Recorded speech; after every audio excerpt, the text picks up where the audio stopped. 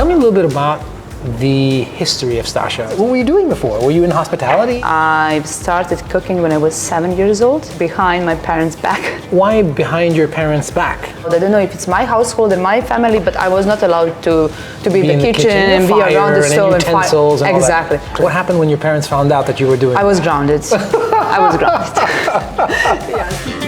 Welcome to the Made in Dubai podcast series, brought to you by Dubai Eats and hosted by me, Payman Al-Awadhi. 21 Grams was featured on season 3 of the Made in Dubai series, and you can watch the episode on Instagram and YouTube, either on Dubai Eats channels or my channels, Payman Al-Awadhi on YouTube and The Al-Awadhi on Instagram. Or you can also watch it on board Emirates airline flights wherever you are traveling to. Welcome to today's episode. We're sitting down with Stasha Toncev, the passionate founder of 21 Grams, Dubai's first homegrown Balkan eatery. What started as a cozy 25-seat restaurant has grown into a Michelin-recognized dining destination, celebrating the warmth and soul of Balkan cuisine. From family recipes passed down through generations to sourcing and making ingredients in-house, Stasha and her team have built more than just a restaurant. They've created a community. Join us as we dive into her journey, the challenges of bringing Balkan flavors to Dubai, and what it means to put a cuisine on the map. Oh, awesome. It's great to meet you, Stasha. Likewise. Thank you for so coming. Much. Oh, absolute pleasure. This is amazing. Like, you know, you hear about a place, you know, for so long, and you get like super excited. And I don't know why I haven't been here before, but I actually love it because I love going to places and filming it with my original reaction for the first time. So that's what you're going to get. Perfect. Looking forward to that. Amazing. It's a great spot. We are sitting here, like we can see the amazing Burj Al Arab on the right over there. We could see JLT, we could see the JBR area. I mean, this view is... And from the terrace you can see even Burj Khalifa. So it's almost like 360 view. This is like $1 million view. It is. How did you get this place? Well, I think like everything else in my life, it came to me. So it happened, we initially opened in other location just 2 minutes away and been there for 4 years. And then the same landlords, they opened this mall and we just organically moved to a new home. So you were just, literally we could see the old building from here. Exactly. Moved over here and you were there from 2018, so 2022 you moved here? Exactly, 2 years ago. 2022. And it's quite a big expansion from what you were. Considering that we open in a place with 25 chairs, 30 max, team of 10 people, and it was really a small start and a very soft start, I would say. But from there, we moved here. In the meantime, we got the location at Time Out Market. We are now at Austerkal Avenue. So it's not just this, but obviously this is the home. That's amazing. I mean, the success of this brand, naturally, you know, one can visually see the success because of your growth into this outlet and multiple outlets, but also, knock on wood, all the accolades that you guys have gotten from Michelin to 50's Best, Gommier, and every single relevant list and magazine in the region. But I have to say that's not a really sign of our success. There is something intangible and something that, you know, it's not easy to see, but it comes in one word and it's community. It's the people. Community? Community. It's the people that came along between us opening, moving, doing things, shaking, making, name it. That's the real achievement. And tell me about the community. So what kind of community do you guys have? Who is this community? The most amazing community in the world, trust me. And whoever knows us and knows people around us would say exactly the same. Those people, again, you can't follow the traditional demographic because there is no such a thing. And we're obviously in Dubai, so that's very difficult. But those people really, they come from all walks of life. And what they have in common is that we share the same values. And I would say those are the people that are forward thinkers and movers and shakers and people that don't settle for just anything, and they have a very particular taste, and those are the foodies and families and people from the industry, chefs, restaurateurs, media. So many of them, but... And why did they come here? Huh? Why did they come here? Oh, you should ask them. What have you done? What's the secret? I mean, give us a couple of things about, what kind of entices people to come to 21 grams. I think we gave them the sense of belonging, and in a very effortless way, and this is what they got to be attracted to. I guess so. Again, people come here for a great food and great service. This is what they would sell, but I think it's more than that. That it's beyond that, really, because we still have lots of restaurants with the great food and service. It's about the connection, soul connection that we make and how we make it. Listen, I'm going to go out on a limb over here. And I'm going to say, and I'm going to take a guess, and I'm going to say that the biggest reason why people come to 21 grams is because of Stasha. So the thing that nobody has, the secret weapon that nobody has, and honestly, like we met 15 minutes ago when we came here and we set up, and the experience has been phenomenal. Like when you said there's a sense of belonging, and I want to come here and eat, because I want to talk to you, because it was such a great experience. And I'm not here honestly, all the time, so it's not only me. But still, I know a lot of entities a lot of restaurants where that is the case. People want to come and they want to see the founder, the driver of the vision, and what really is that X factor. It is, but this is what I'm saying, it's connection, and connection has to be personal. And obviously it draws from me, or it started from me, but then involved so many people. Sure. This show can't be run by one person. And the pillars of the success are maybe one of the pillars, it's me, it's my personality, my vision, my hard work, my sweat, blood, tears, everything. But then there is the team, there is the 21 grams as establishment, and there are all the people, they come along, they come through these doors, the people that come and go and even leave Dubai, but we still stay in touch. So that's... How does that make you feel?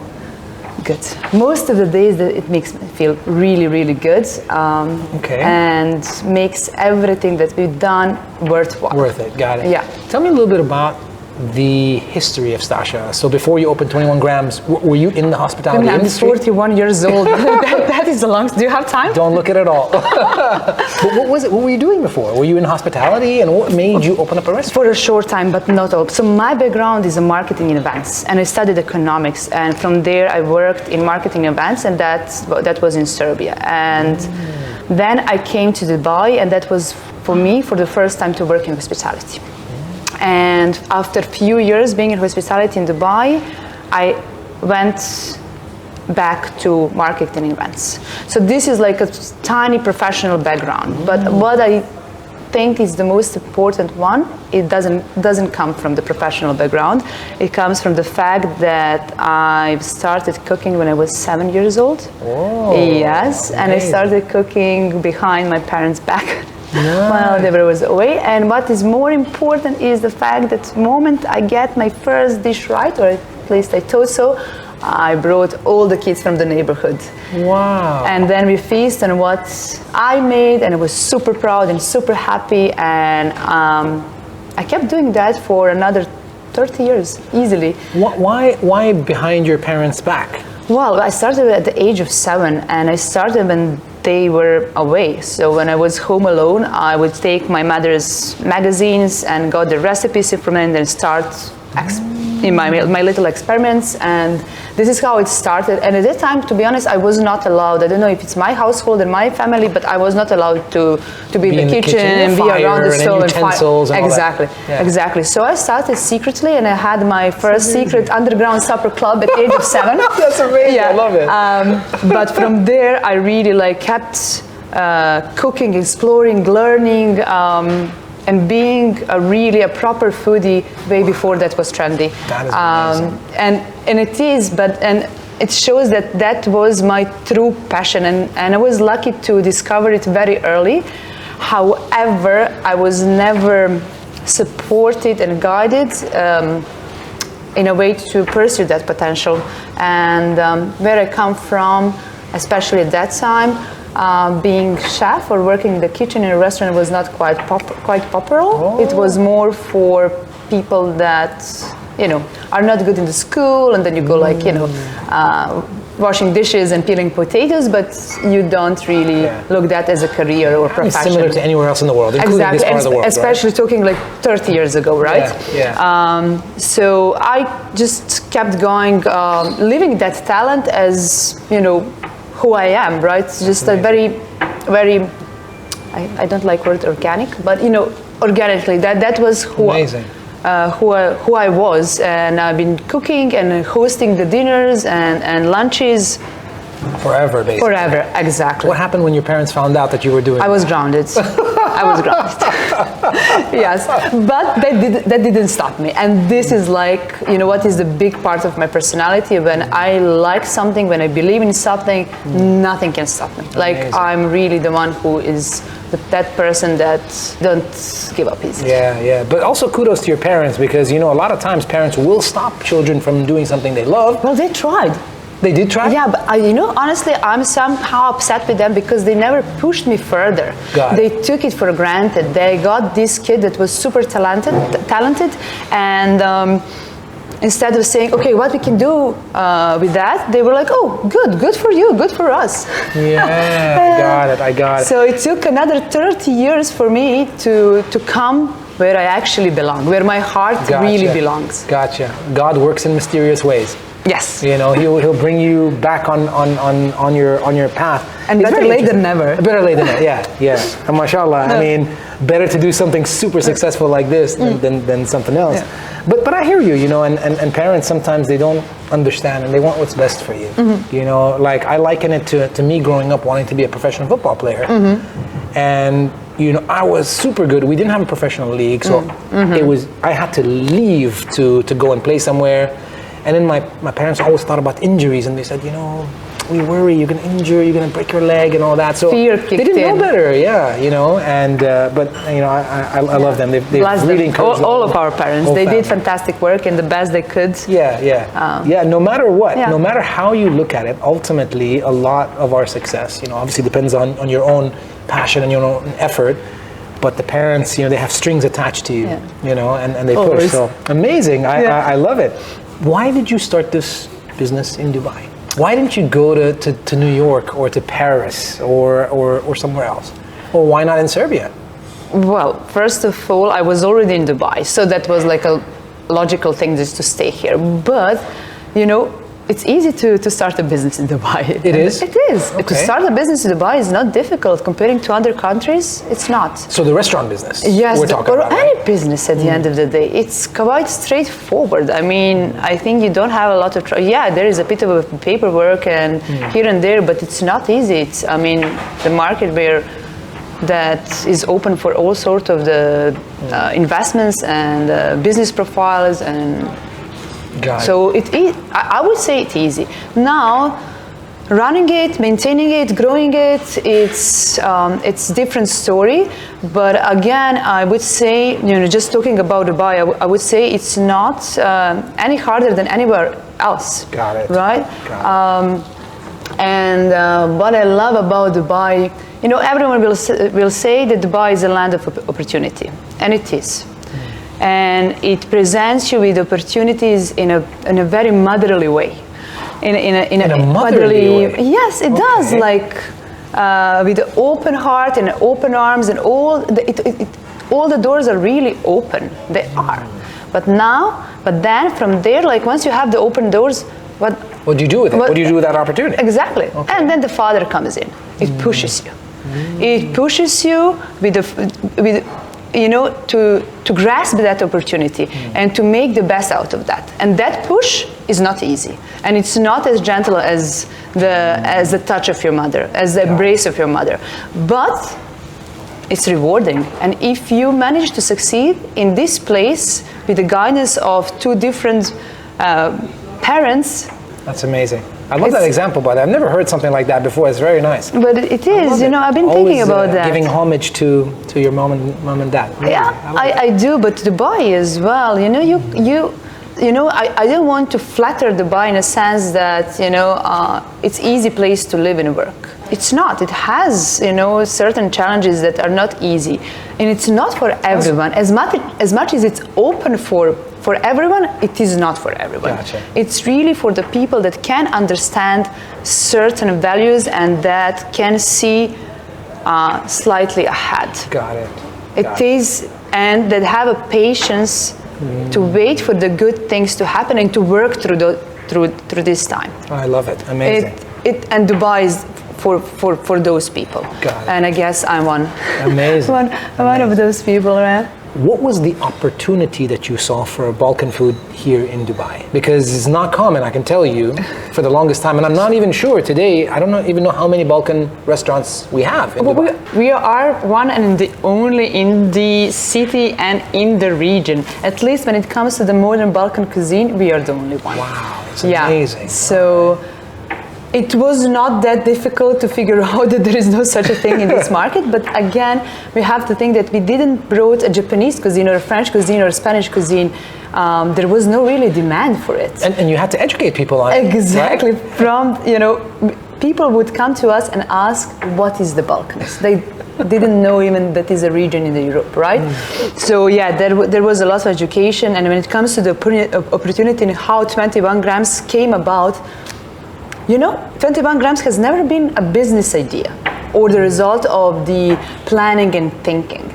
It's a very organic extension to one's passion, to our pride of where we come from, of our roots and culture and cuisine, and then the extension of our wish to share it with the people of Dubai. Got it.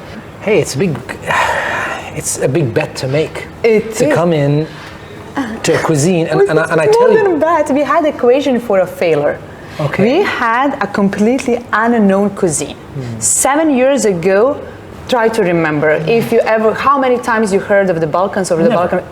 Never. Here you go. Yeah. Completely unknown cuisine. Unknown chefs. So I came as a no one from nowhere. No name to put on the doors. No celebrity chef. I brought my entire team from Serbia. They started living and working in Dubai, from 21 grams. So everything was new. Everything was completely new, and it was not just that it was new and unique and niche. We didn't have a proven demand. The Balkan community in Dubai is not a big community. But when you put it in that way, it was like, guys, what you were thinking. But I knew that, Are you crazy? Exactly. But I always knew that Balkan cuisine has a great potential. I was eager to explore it and to bring it to Dubai. And I knew that there was something else that we were bringing here that Dubai will appreciate. Amazing. And that's the genuine and generous hospitality. That's another product of the Balkans, beside the cuisine and food and stuff, is the hospitality. Amazing. When you do it genuinely, when you do it effortlessly, when you do it generously, then we have people like you that come here and say, I heard about this place. What's your secret? That's our secret. That's amazing. And I can tell you firsthand knowledge, I've actually been to Belgrade. Okay, didn't know that. Long time ago. I was very young. But the one thing that I do remember, and we always have this conversation with my parents. I was super young. I think I was under 10 years old. Okay, it was a long time ago. But the one conversation we always have was how amazing the people were. And my mom always tells me, you just used to walk off. I think I was maybe 7 or something like that. I was quite young. I used to walk off and they'd find me just talking to people. Everywhere we went, they said the people were amazingly nice. And I do remember that. Everybody was just very kind. So it's amazing to bring that. But also the cuisine itself, I think there are some similarities in some dishes with formats that we're used to, right? 100%, because Balkan cuisine is the mix of 3 great cuisines and 3 well-known cuisines. I believe that the biggest influence is from the Ottoman or Turkish cuisine. Then it comes Mediterranean cuisine through Adriatic Sea, so the countries like Croatia and Albania, Montenegro. And then we have the influence of the Central European cuisine, Hungarian, Austrian, even German, right? So the Balkan cuisine and the Balkan region has been heavily influenced, and just influenced. It's a mix of these three cuisines. Amazing. Spices. What kind of spices do you guys use? And is that some of the Italian kind of from Sicily that kind of came up? No, we have a lot of spices. Like I would say, obviously salt and pepper, but then smoked paprika is we are big on anything pepper and paprika related. Nice. And I would say the Balkan cuisine is more about fresh herbs than spices itself. Got it. Amazing. Yeah. Fantastic. Amazing. And how did you, when you came up with the idea for this restaurant, you obviously had to, find the location, you had to put together a team. What was that like, the first restaurant, when you first The first one. What was that? Tell me a little bit about that journey from, I'm opening this restaurant to actually opening it up. So you remember I said that 21 grams has never been business idea, and it was not. The location came to me. I received a call from the owner of our first location. We knew each other from before, and he goes, Stasha, I'm opening a small boutique hotel in Jumeirah, 21 rooms, and I'm looking for someone to operate the restaurant. Tiny restaurant, 25 chairs, mostly breakfast and lunch. Considering that you worked in hospitality, would you know anyone? And I go, no, but and I have not worked in hospitality for years, but let me think, let me ask around, I'll get back to you. And later that day, I sit down with my husband for a dinner, and I go like, listen, I got this call. Do we know someone that would take over the restaurant in Jumeirah? And he looks at me, and he's like, you? I'm like, me? No way. He goes, of course you. And then he tried to convince me by obviously all these things, my background. Then a thing that I never mentioned before is that when I worked in hospitality here, I really loved me being the part of it, but I never enjoyed it as much as I wanted, and as much anyone who wants to stay and has a great deal of the passion and love for this industry ever would. And I left it for that reason. So years after that, I would be always talking that things can be done differently. And I really wanted them to make them differently, first of all, for the people that work in the industry. I hear you. And then, obviously, for our guests and people around us. So he mentioned, hey, you're all about food. You're the biggest foodie I know. You have the professional background. And I was like, yeah, but other people as well. And then when he said, but this would be your chance, your opportunity to do all the things you've been talking about differently in your way. Amazing. And husband of the year. of the decade. Of the decade, honestly. Yes. Amazing. And it was him who really opened that doors for me to go and take up on this challenge. And you called back and you're like, listen, I got you something. Exactly. Wow. Exactly. Okay, and then from that moment onwards, by the way, you put this coffee in front of me, and I want to drink some of it. I haven't yet. Now, what's the adjective that we use before coffee? Because I know some people call it Turkish coffee, some people call it, Cypriot coffee, some people call it, We call it our coffee. Our coffee. Our coffee. I'm going to take a small sip of our coffee. Yes, well, it is Turkish coffee. Well, in some places it's called different. You're right. Yes, we call it Turkish coffee. We don't mind. Yes, and even back home we call it Turkish or our coffee. Even it's Turkish, but Turkish. We've been under Turkish rule for 500 years, so quite tangled in the customs and everything. But what I love about Turkish coffee at 21 grams, that this little Turkish delight is actually Serbian delight. Oh, amazing. And it's made in Belgrade by a family that has been doing this for the past 100 years. Ooh. So there is this little tiny shop in the downtown of Belgrade that has been doing only this and some of these hard candies that no one else is eating nowadays. And this is imported from there? Yes, we get this from Serbia. That is brilliant. That is amazing. No, I hear you, because I have obviously been to Greece, and you don't want to say Turkish coffee. Exactly, that's all. I made that mistake one time before, never again. Exactly. But that's, the perks coming from the Balkans. I got you. You always have to be careful with things you're saying. Oh, amazing. Look at that. Just that little bit of, I love that. I promise you, this is going to be the softest, the tenderest delight you ever had. Super cool. This is, if you've never had one of these Serbian delights or Turkish delights before, think of it as slightly hardened jam or honey, but it melts, like you're biting into it and it's melting, super nice. Oh. Not like ultra sweet, perfect, because I like to have the coffee with zero sugar, which is amazing. And it's not too chewy, that delights sometimes can be, Very nice. Oh, that was perfect. Sorry, I rudely interrupted our conversation, but I couldn't help myself because this was sitting here and I was like, and this is exactly how it should be. The Turkish coffee is never about the coffee itself. It's not just a beverage. It's more about ritual. It's about sitting down. It's about slowing down, having this conversation over this coffee, and I love it. Take it slowly. Coffee culture. I love it. Yeah, and 100%. the UAE has a big coffee culture as well. When you sit in what we call it berzas, right? And berzas is a place where you meet and you sit and you talk and you chat and everything. It's all this coffee culture, which is phenomenal. The design of the place, very minimalistic, but it's got like really like warm areas to it. You've got that garden over there in the center, which forest. is beautiful. The forest over there. I'm sorry, yeah, the forest. Very nice looking. You've got some beautiful rugs on the floor over here. Kilims. These are the Serbian kilims. Oh, Serbian kilims. Amazing. These are beautiful. So I didn't realize. I would have probably called them maybe Mayan. I would have called them, something like that. It's got some beautiful These colors. are all antique, handmade kilims from Serbia. Some of them are even 60 or 70 years old. Whoa. Yes.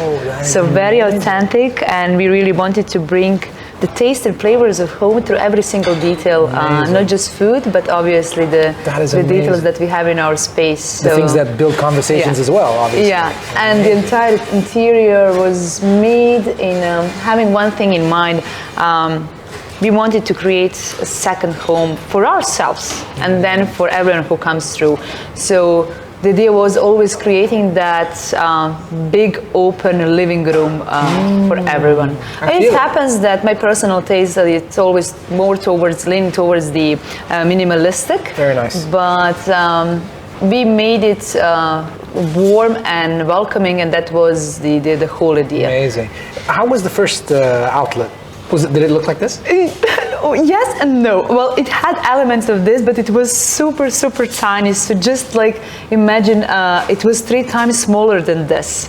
And even 4. I would say like it was a 50 square meters area. Oh, that's pretty small. Exactly. Okay. It's super, super tiny. It's like, people loved it. It's like fast food kind of size. Exactly. Yet it was a bistro, and people loved it for that because, especially 7 years ago, 6-7 years ago, you couldn't find that many places in Dubai like that. Cozy, you're sitting and you're eating and you're... It was all about the big places and bling blings and 200 seats, and then boom, in Jumeirah we got this restaurant that is 20-seater, yet it had those really like, I always try to have these specially curated elements of design so that it supports our story, telling our story. Amazing. Hey, 21-hour hotel, is that how 21 grams came about? Is there a link there? You said 21, you said the hotel was called? The hotel has 21 rooms. Oh, has 21. But the name of 21 grams is not related to that. Not related to that? No. You never heard of the theory of 21 grams? No. Okay, there is a theory that human soul weighs 21 grams. Human soul? Human weighs soul. 21 grams. Exactly. Amazing. Exactly. Wow, there was a scientist who measured the human soul immediately before and after death. And I don't know how many cases. How? Oh, yes. Oh my God, but that's amazing. The minus was exactly 21 grams, and he assumed that is the weight of human soul departing. And you call this Balkan soul food, so I'm assuming that's where it all came about, right? Yeah, but there is another thing. The longitude of the Balkan region is 21 degrees. So these two, they perfectly sum up the Balkan soul food. That is amazing. Wow, Yeah. lots of thought went into even the name. That's brilliant. That's fantastic. Thank you. Super. And you talked about, you wanted to do things differently in hospitality, and you got the opportunity to do that here in 21 Grams. And earlier we were chatting about, the reason why you have your opening hours and closing hours. Tell me a little bit about that, because I think that's very brave and it's very nice of somebody to think about, what the life within the hospitality sector is, because most people don't. It's kind of a military operation for the most part. What I wanted to do differently is I really wanted to take care of my team, because I have not, I didn't feel taken care of when I was working in hospitality, and I wanted to change that. And I wanted to bring to other people those feelings when the restaurant is really run with a team that consider themselves being a family, not as your brand tagline or whatever. It's when it's like that. So because I grew up with the family-run restaurants, and I know how that feels to you, and I wanted to give that feeling to other people. So that was one of the things, and that's something that many other people would say to us and say, guys, you really feel like family. Amazing. And that's the best compliment we can, and I can ever get. But beyond that, I believe we brought to Dubai the concept of simplicity, the concept of even sustainability. We're one of the first establishments that been thinking and talking and doing things with sustainability in mind, and creativity, and this mindset that Balkan people have. That's very simple, it's very hospitable, it's very creative, and especially these nations that don't have much, or they don't get much in life, but they're still able to do a lot with that.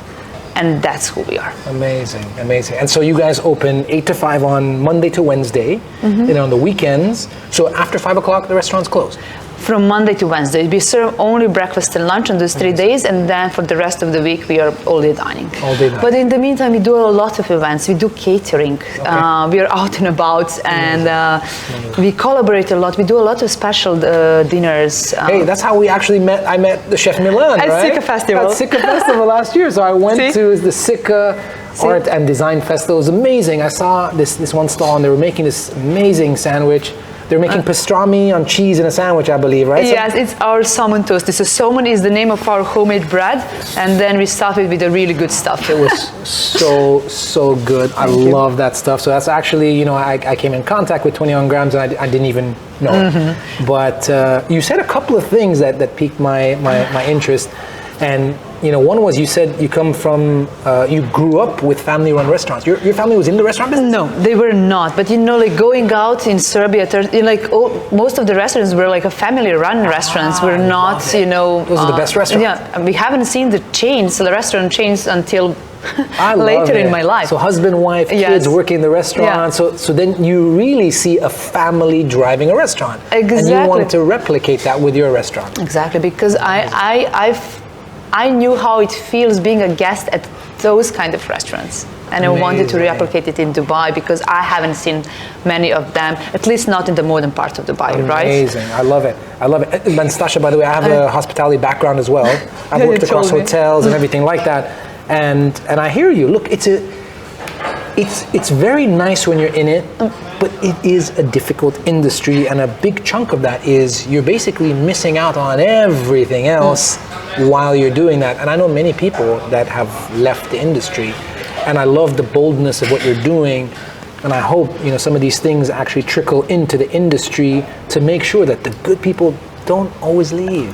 Thank you. That's exactly my goal. I want to be a little part of this industry that will help this industry to retain the people that want to stay in it.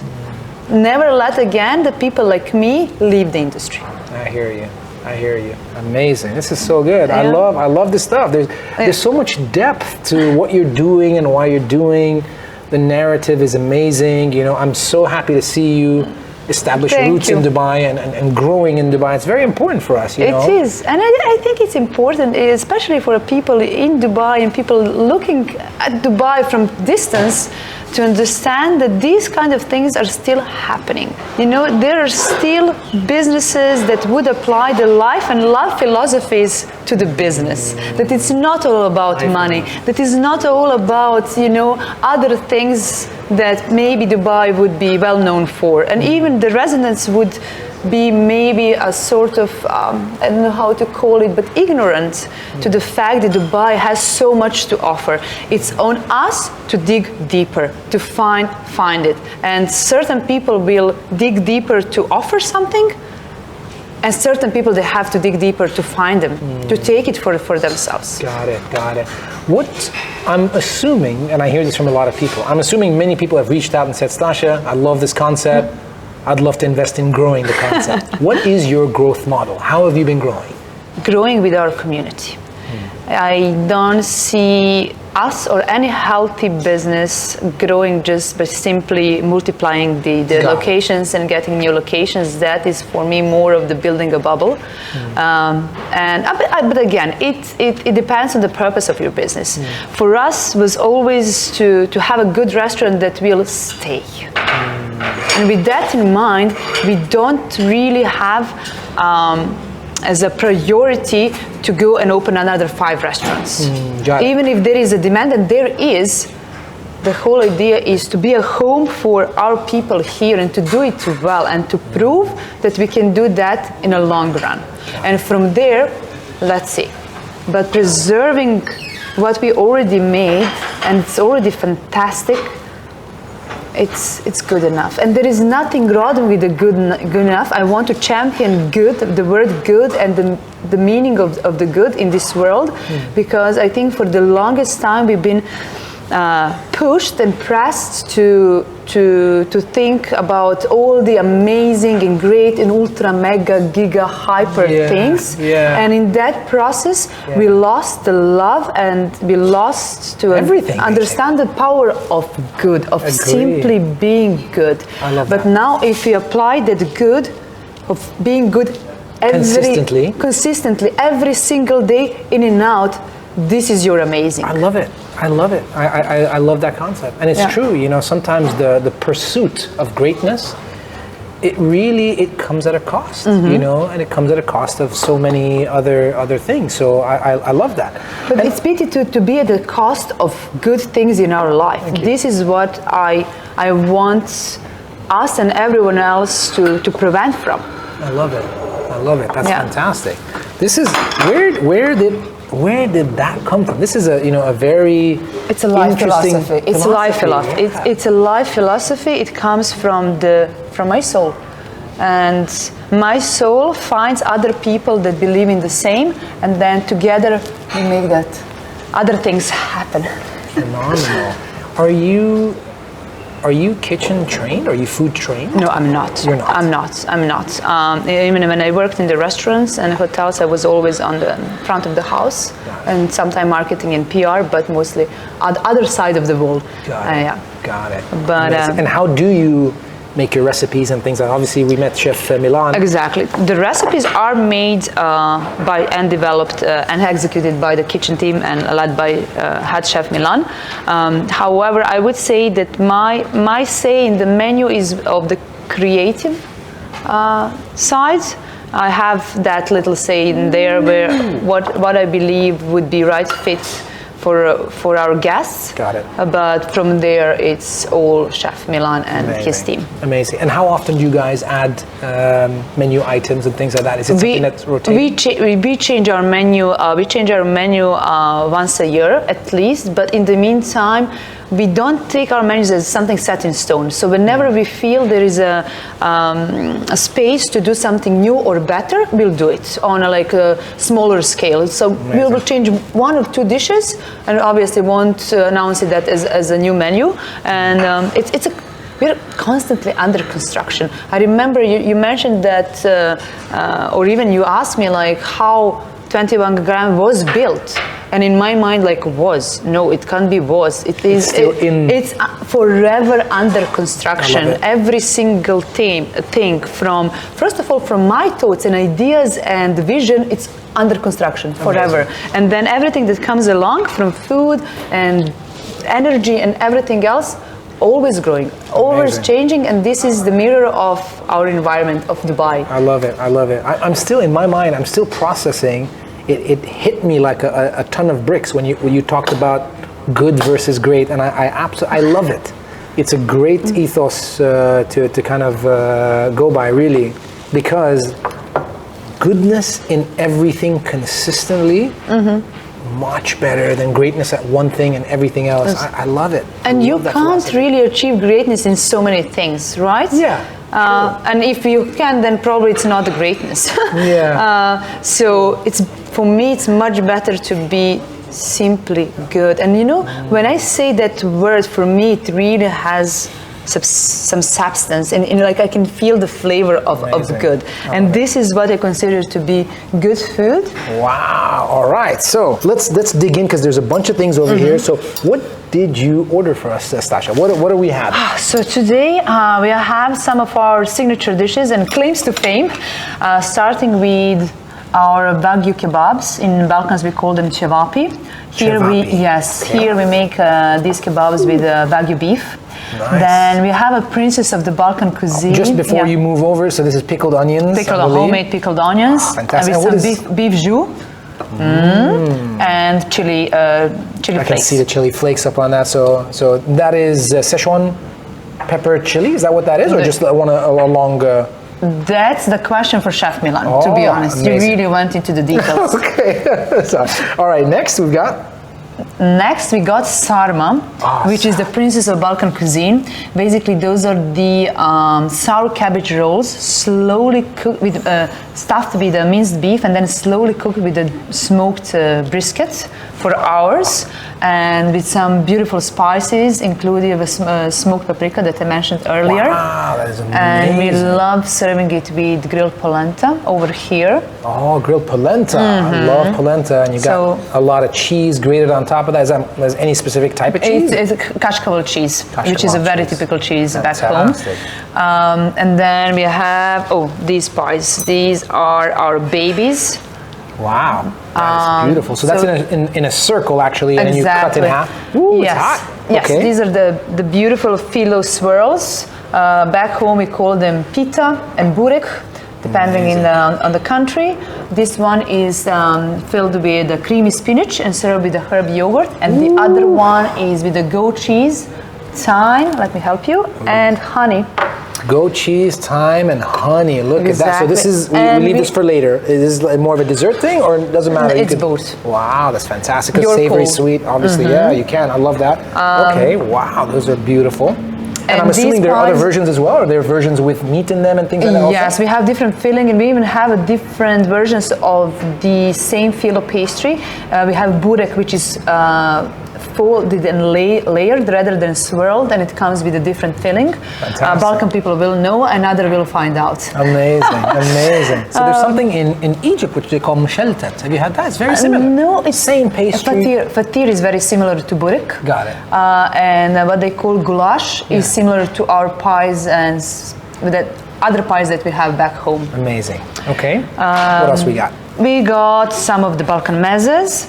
And you call it mezze as well? Yes, we do. Amazing. Mezze over here as well. So we have ayvar, which is the red pepper relish, and ayvar in Turkish means caviar. It's not related to the fish eggs or the actual caviar, but it's precious for our people as caviar. Then we have a beautiful chicken liver pate that's been one of the most loved mezzes on our menu since the day one. Wow. Here we serve it with the plum compote and pickled onions. And there is something very Serbian. This is urnebes. It's a spicy dip. It's a combination of cheese and red pepper relish, and we serve it with a beautiful tomato pepper compote. Fantastic. And what's goes perfectly. Is that the oil from the tomatoes? It's a chili oil. Oh, chili oil. And we usually, what we do, we have this homemade bread, salmon bread back home. We take the bread, we stuff it with urnebes and ivar, and then we add kebabs inside. Ooh. This is how they're eaten. Oh wow, that's amazing. And then we have a bit of the gifts from our southern neighbors, Greeks, zucchini fritters, then the tarator, how we call it, or tzatziki, dip. And my personal favorite salad is this one, is the combination of marinated and grilled zucchinis and peppers, roasted plums and roasted pumpkin, and all of that with the locally made burrata cheese. Oh, amazing. And some caramelized walnuts. Wow, that looks beautiful. That is so nice. That looks so fresh. It looks, I feel well when I look at it, you know, so I'm looking forward to, wow, this is an amazing spread. How do we start? What's your recommendation on where we begin? I would start with the meze and zucchini fritters and salad, then pies, and I would leave kebabs and sarma. Yes. Okay, fantastic. So we got some ivar here. Right. I'll just place it here. You can take some bread, salmon bread, and begin. All right, so, ooh, look at that. That's got a bit of a crisp. This looks like a sourdough bread. Is it sourdough? It's 24 hours fermented. Nice. And I'm assuming this way, straight in? Exactly. Is that how I would eat, or do I have to put it in my plate? This is how you would eat in Balkans. In Dubai, people use spoons and stuff, but we encourage dipping. Got it. There we go. Get a good amount, and I missed out on a couple of these. I do want to get a crispy onions. Crispy onions. Get that on as well, because you want that crisp. There we go.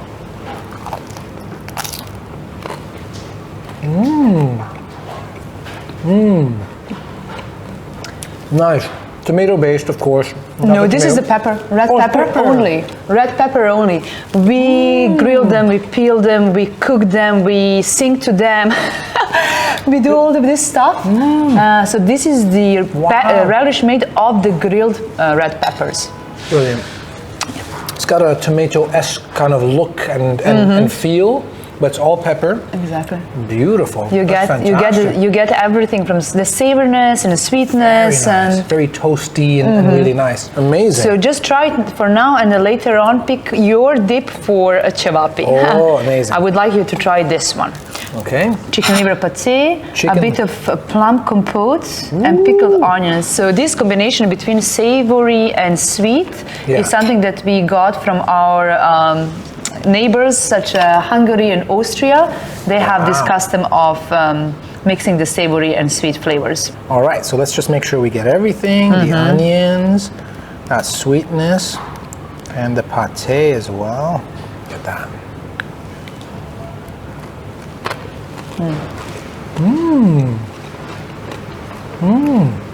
Well, Creamy and nice, yeah. I mean, that jam does it all. It's so pickled onions on jam, and then with this creaminess. and the chicken liver, which is not that popular among the people. You know, many people is like, oh no, I don't eat chicken liver. But then when they try this pâté, they go like, wow. It's actually very good. Yeah, it's not gamey. Sometimes you feel you eat like foie gras, and you're like, it's a little bit, you know, gamey. Really, really nice. Perfect. I like it. Very mellow. And then now, That is the pride of every Serbian, urnebes. By the way, urnebes in Serbian means cows, mass. Means what? Cows, like a cows. Oh, cows. Or mass. Oh, wow. All right, look at this. And this is chili oil over here. You see the chili as well. And beautiful pepper. Get all of that.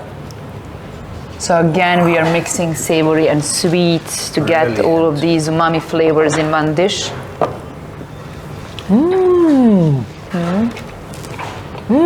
Hello. Straight away the sweetness. I love this. And then like 3 seconds later, bam, you get that chili.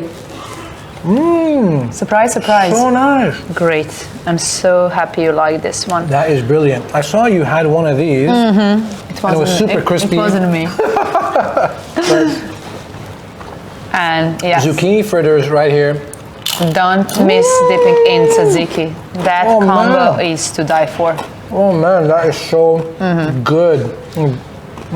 I mean, I'm a lover of French fries, but I could easily get used to eating this instead of French fries, just the way that it's done. Yes. Get some tzatziki over there as well.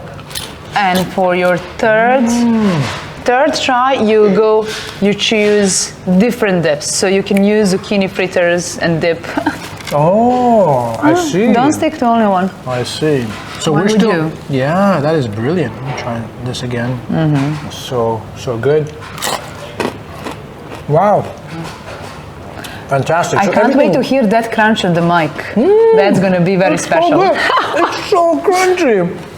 I swear, like the outer sides of the zucchini fritters are so crunchy, Yes. beautiful. It reminds me of chips, and I'm one of those people that it's my weakness. You open a bag of chips. I hear you Oh, yeah. open a bag of chips. That's it. Me too, And I can't let it go. 100%. I know what you're talking about. Nuts. All right, amazing. So And then since you just said that you like crispy and crunchy, then go with the pies. Start with the spinach one. wow, look at that spinach pie. So these pies are really special because we are following centuries-old traditions to make them. We make them from scratch, in-house, every single day. And we bake them à la minute, meaning that every time you order your pie, 21 It grams. goes into the oven. À la minute. I love that. Exactly. You get this pie straight out of the oven. Fantastic. It's super warm, And- nice and crispy. You can get a little bit of that herb dressing on the side as well, spinach. So it kind of reminds me of sabanach, which people eat in the Levant. Have you had that? No. It's a manouche with spinach in it. Okay. It gives me that impression. Nothing like this. The bread is just, manouche bread and everything like that, but This is more of the Balkan croissant because it's made of 1,000 thin layers. it's so good. Told you. Oh my God, you could eat this for like hours and hours. Oh, Wait man. till you try the goat cheese honey thyme. That's everyone's favorite. That is so good. Oh my God. I use the word comforting for whenever I can eat something for hours and hours, and that to me is so comforting. But this is perfect dish. It can be breakfast and lunch and dinner and everything in between. And obviously for us coming from the Balkans is something that our grandmas used to make. So it is ultimate soul food for us. Oh man, I imagine getting one of these super warm and just be standing outside in the cold, because I remember Serbia was very cold. You went there in winter? Yeah, yeah, I was like super dressed. And I didn't realize people were swimming in super icy water as well. I was like, why? But imagine having this warm, comforting Serbian croissant out in the cold. But then just imagine have it first savory and then you get one with the apples and cinnamon or sour cherry that we serve here. Oh, you have sour cherry? I Yes. love Would you like to try that one? Oh my God, yes, please. Yeah. Sour cherry, I know from Persian cuisine. They put it in rice, they make drinks out of it. So sour cherry is amazing. I'm gonna jump to this over Please here do. because my curiosity is killing me. Thank you. That would be amazing. And this one with goat cheese, you dip it into this honey. You get good honey over here? Is Yes, this is a Greek honey. Greek It's honey? from Greece, yes. Wow, look at that right there. And goat cheese as well. Man. I don't need to say anything. Just the look on the face. Just eat it, please, Just- and that's the best compliment. You start to dream Just when enjoy you it. have that. Oh, it's so nourishing. It's really, really good. Like everything about it, the crunch, all those layers of wafer, when you bite into it, it's like in my mouth. Like I don't think the mic will pick that up. It's like when you bite into it, it's like da, da, da, da, da, da, da, when you bite Because in. it is 1,000 of the thin layers, and it's so tender and soft inside, then outside the crispy. Love it. I absolutely love it. That is amazing. Okay. It's really a labor of love. Oh, is it time to go to that one? before this? Whatever you like. Did you say that you have this with one of these in the center? Exactly. Oh. We usually stuff our bread Yeah. with urnebes and ivar, and then kebabs. Okay. And then we usually we put the fresh onions, but here we have the homemade Got it. pickled onions. I'll do the Ivor, okay, because I want that crispiness in there as well. So you see, Stasha, I pay attention. You said that one time, I was like, I need to go back. I need to not forget to do it that way. So Because It's you know only- I wouldn't forgive you. Let's get one of these and take it by hand. And maybe you take this spoon and just have a bit of this. Oh, wow. I love that. Never let a good thing go. And that sauce right there, And that is a... never let the good fat go. That's the best thing about food. Amazing. Fat. Look at that. All right, guys. You ready? Look at this. This is like a Serbian hot dog looking thing, but this is going to be a billion times better than a hot dog. I know it. Sounds good. And it looks like you're enjoying. I can do the talking. But you have to tell us, how is it? The kebab for me is something that I know, and I mean the format, but the taste. Wagyu meat. It's 100% Wagyu brisket and some of the Wagyu trimmings, but beside that, it's salt and pepper and a premium. That's it. You don't need anything on top of that. I mean, I added so many layers of flavor on its own. I took a bite from the back over here. It is super juicy and super tasty, cooked in a way where the juices are all on the inside. So if you look at this kebab, the juices are all on the inside. It's done so well. And I imagine with some of this as well. Oh, yeah. This adds you missed that? This adds a different dimension as well, Anita. Well, this is just amazing. You got peppers. You got that crunchiness of the onion. You got a very small kick, so not spicy at all, but they added it because it's one of those things where, you know, with food, when you're eating something, the easiest thing you could do is do the recipe in a way where when you put it in your mouth, you're like, I get all of it the first second it goes in your mouth. These dishes have this complexity where you eat and you feel a flavor, you feel a texture, and as you chew and you bite, a few seconds later you feel something else, a few seconds later you feel something else, and that is just a thing of beauty. That's where dishes become special. So good. Thank you. Thank you for recognizing this because, you know, all our dishes, or at least I feel they appear super simple on the outside, but actually there is, and I can promise this, there is a lot of thought, there is a lot of care and a lot of love a lot of knowledge that went into these dishes. So whatever, you know, appear as a simple, outside is actually very complex, including the flavor profile. I can see it and I can hear it in your voice, Stasha. Seriously. Thank you. It means a lot, really. It really is amazing to be sitting at a table with the visionary behind a restaurant and hear the story and eat while you hear the story. It adds. I'm philosopher more than visionary. No, it's I bring the philosophy to this table. This is, you know, whatever you call it, you know, everything that you're doing is just, it's making sense. I mean, it's like you're building this puzzle. And you're pretty much there towards the end. You have a few more pieces left, which you want to do over the next, you know, decade or so. But mashallah, you stacked everything so well, which is fantastic. Thank you. I love it. It's amazing. Listen, I'm not leaving this. I gotta eat this. I normally have one or two bites and I leave. I just can't. It's too good. Don't stop. Okay. And we still need to save some space for sweets. And that cherry pie that is coming. Oh, I got space. I came with a lot of space in my stomach today. I had a light breakfast because I really want to enjoy this dish. So, this is my personal favorite.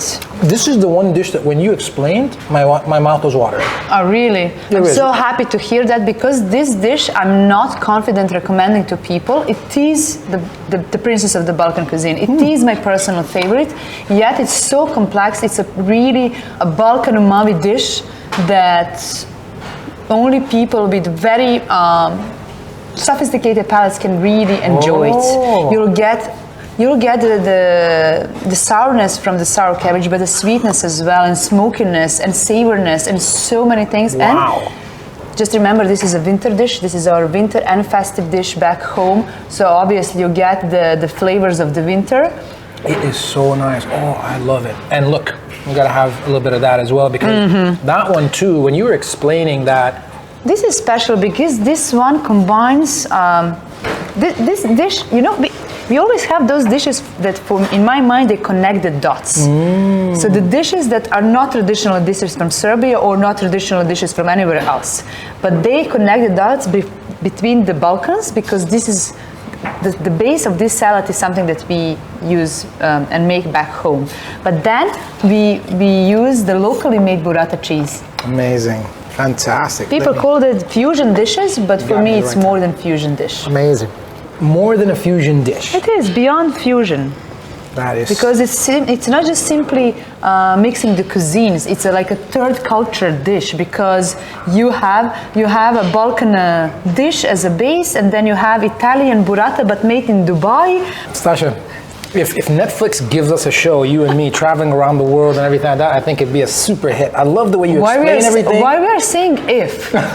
When? Let's Netflix manifest. gives us a It's show. January. Let's manifest. Seriously. Me and you, Netflix. Oh my God, seriously. And look, what I am gonna do, I'm gonna bring out the spoon, because over here, we eat everything with the spoon. We eat rice with the spoon and stuff. And the good thing about the spoon is it gives you that large bite. You're able to put the 7-8 different things on your spoon. And that's what I want to do. I'll leave a spoon to you, and I'll just use my hands. Oh yeah, oh my God, look at this.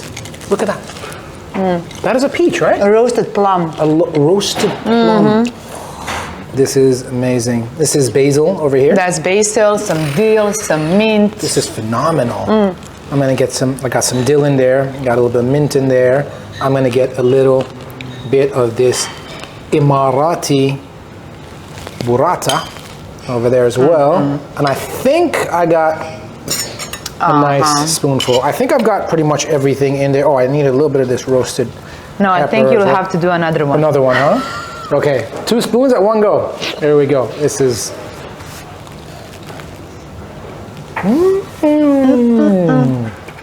Whoa, that is so fresh. I have to. Let's call it a quality control. Oh, Sorry. that plum is so good. That plum has made it feel like a dish that I've never had before. I've had dishes which have had probably 50% of what's in here, but that plum, that changed the game. That is very, very nice. That is brilliant. And I'm gonna get a little bit of... That plum is like a postcard from Serbia, because Serbia is so big on plums. No way. We make jams and compotes and stuff, and we have so many varieties of plums. That is amazing. You got that crispiness with the walnuts over there as well. Look at that. You got this. Yeah. Look at this. Zucchini. Roasted zucchini. Yeah. That is like a carpaccio, almost super thin. And then marinated in olive oil and garlic and herbs. This is just brilliant. This is a great dish. And I guess this is the dish that you should have at the beginning, so at least you get the goodness, because once you finish everything, Well, you leave this all could be as a dessert. You know, people that like to have a cheese and fruits at the end. I love that. Voila. Use this as a dessert, guys. Amazing. But not us. We're gonna have a proper dessert. It's so nice. I love it. I love how it's coming together. This is beautiful olive oil everywhere. That is just yummy. I can't say anything else about that. It's just good. Not only does it work. Just say it's good, and I'm happy with that. Thank you. Yeah, I'll leave it at that. It's good, because I was about to say it's not only good, but it's the word that we don't want to use anymore. It's Good. Good. Amazing. It's good to be good. It's good to be good. It's good to be good. All right. Oh my God. Just when I thought there was no way to surprise me anymore, you come out with these 2 things, which looks... Because I really wanted to have them. It's because of me, for the selfish reason, not because of you. Well, lucky me then. No. This is what we do back home. We literally blackmail our guests into eating more and more and more until there is no tomorrow. I love it. I love that. So here now we have caramelized banana split that comes with a beautiful caramel, or back home we call it sherbet, and it's not the same like Iranian or what sherbet stands here. It's more of the caramel beverage. But we make it sauce here with homemade cocoa crumble, vanilla ice cream, and salted dates. Ooh, salted dates. So yeah, and this is my favorite. And this over here is what is this, caramel? Which one? Yes, the juice? caramel sauce or the sherbet sauce. Oh, it's fantastic. Okay, and this one is... And this is the chocolate hazelnut baklava. It's unlike anything you tried before. Gigantic chocolate hazelnut baklava, and both of them have a scoop of vanilla ice cream over there as well. But let's go with this one first. Yes, go. I mean, bananas. With both.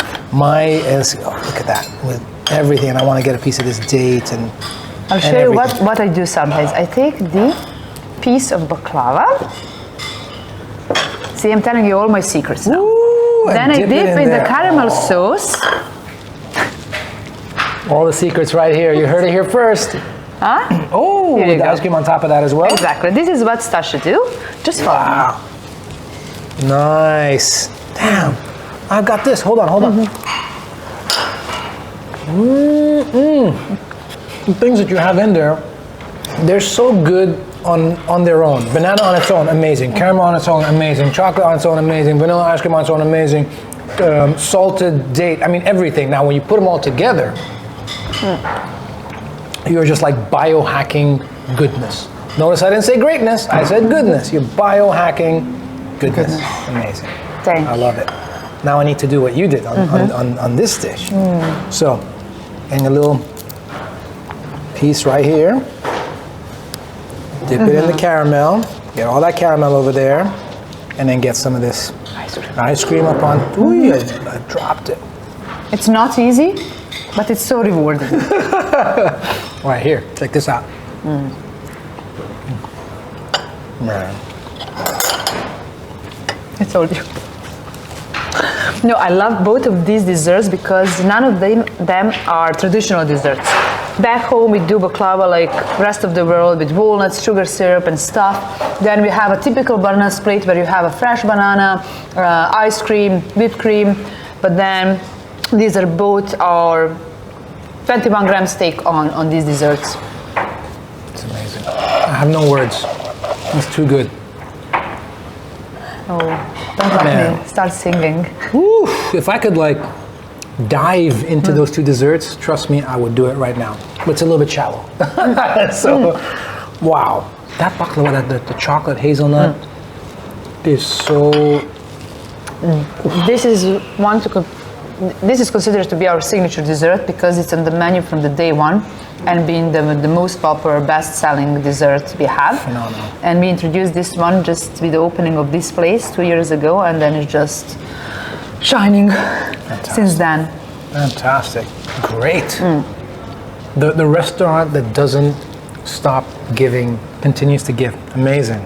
This is fantastic. Stasha that doesn't stop eating crumbs. I'm the same. I always I don't like things. Please don't be shy.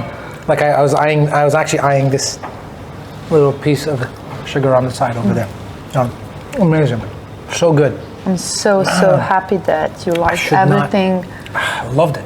I absolutely, definitively loved everything. I think like is not the right word. Come back for more because we always have more to share. Amazing. I'll be back very soon. You know where we live. Super. That was so good. Thank you so much, Stasha. That was amazing. No, pleasure. Wow. I really hope you enjoyed. I love it. The experience was amazing. The adventure that you took me through was amazing. The flavors were amazing. And man, while I know it's going to be very difficult for every single one of you to have that conversation with Stasha when you come over here, well, you know, I was lucky. Stasha loves, and I'm very well known for sitting down with the guests a lot and talking a lot as well. Amazing. And I just simply come pull up the chair and sit down. So amazing. So hey, consider yourself lucky if that happens for you. And there's a big possibility that it happens, but you have to come here to see if you win the lottery and sit with Stasha. Now, we got... cherry pie. Cherry pie. Yes. And I would like us to have caramelized banana split and chocolate hazelnut baklava. Please and thank you. Oh my, did you say baklava at the end of that? But that was a description for baklava? It was a chocolate hazelnut baklava. Chocolate hazelnut baklava. Man, This is craziness. Yes. This is just craziness. Okay. And should I maybe cut this with a spoon? No. Maybe Fingers, no? please, Fingers. please, and Got let it. that icing Got sugar it. fly Blasphemous! around. Yeah. Don't do that. Got it. I'm gonna put this down over here. This is amazing. Sour cherries. I mean, so underrated. Woo! It is No. boiling hot. So I'm just gonna take. Is it? Ooh! It is. Then dip in that vanilla cream. Got some cinnamon in there as well. Not really. Okay. Just vanilla. Okay. Would you like some cinnamon? No. I can thought arrange that because I for saw you. some little black dots. No, I was like, is that it's- vanilla from Vanilla Pod? it's Yeah, a got it. proper Got it. vanilla. Wow, amazing. Oh man. The sour cherries are so special. Like sour but sweet, sweet but sour, and it's like So good. I want to put this in my pocket, take it home, and just eat it through the rest of the day. It's so good. you Sour might cherry. get lucky and get some takeouts. Oh my God, this is so good. This is really, really amazing. And once again, you know what? You can actually have that as an appetizer if you want as well. I could see myself having this to begin with. Opens up my palate. Loved it. You could have this as a dessert. Amazing. You could have that with the Turkish coffee as well, which would be phenomenal. Oh, this For is me, it would be afternoon snack. Afternoon snack. Yes, so the sour cherry pie with the Turkish coffee, sunset like this. Oh my God, absolutely. And that sunset is very special over here as well. is. One more. Oh man. Ooh. Super hot, but the food is really, really amazing. Thank you so much No, thank for the you, conversation, for the hospitality, for the warmth, and most importantly, for making this amazing food and cuisine and recipes here in Dubai so that we can enjoy it as much as we want. Thank you for recognizing it. Thank you for accepting it and valuing it, and that's the most important thing. Thank you. I mean, absolute pleasure. The job for me was very easy. I just ate and smiled, and my stomach was happy. The difficulty is with you getting it all together, and the team, of course, everybody that's involved in it. But superb. Keep going. Thank you so much, Stasha. I appreciate it. Let's keep going together. Sounds good. Sounds good. And don't wait another 7 years to I come know over. to go. Now, definitely not. I don't think I can anymore. But we said already, better late than never. Awesome.